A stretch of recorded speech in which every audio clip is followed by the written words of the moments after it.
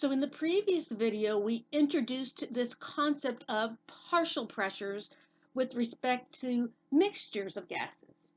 We said that if you have a gaseous sample that is a mixture of different substances, the total pressure of that system is due to the sum of the individual pressures exhibited by those individual molecules depending upon their identity.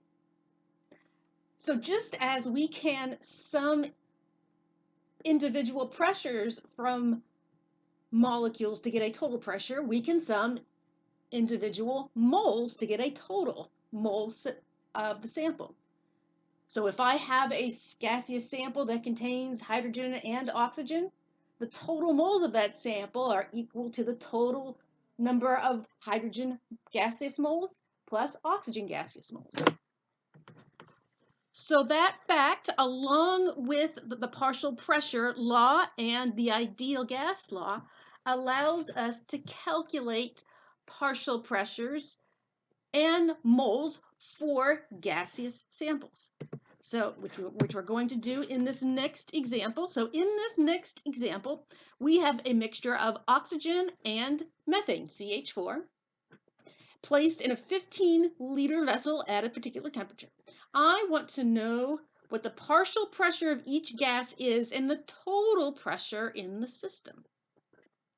So we said that we just got done saying that total pressure of a system is equal to the sum of the individual pressures exhibited by those molecules.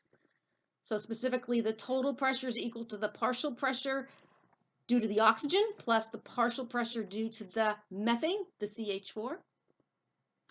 To find the partial pressure of each gas, I'm still going to use our good friend PV equals nRT, but I need to solve that PV equals nRT for the pressure of oxygen separately from the pressure of methane.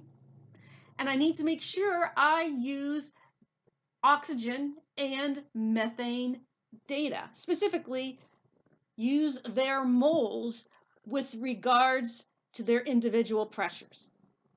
So before I start calculating the partial pressure of each gas, I need to know how many moles of each gas I have. Don't know that, but I do know how many grams I have of each, which I can easily convert into moles using the molar mass of each substance. Doing that appropriate division, I know I have that many moles of oxygen in my 15-liter vessel at 0 degrees Celsius and that many moles of methane, CH4. So I can now use those pieces of data to calculate in two separate calculations the partial pressure due to oxygen and the partial pressure due to the nitrogen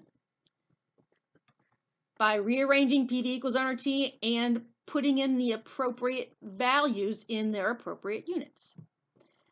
And doing my multiplication and division, I see that my units cancel appropriately and I'm left with atmospheres for both of them.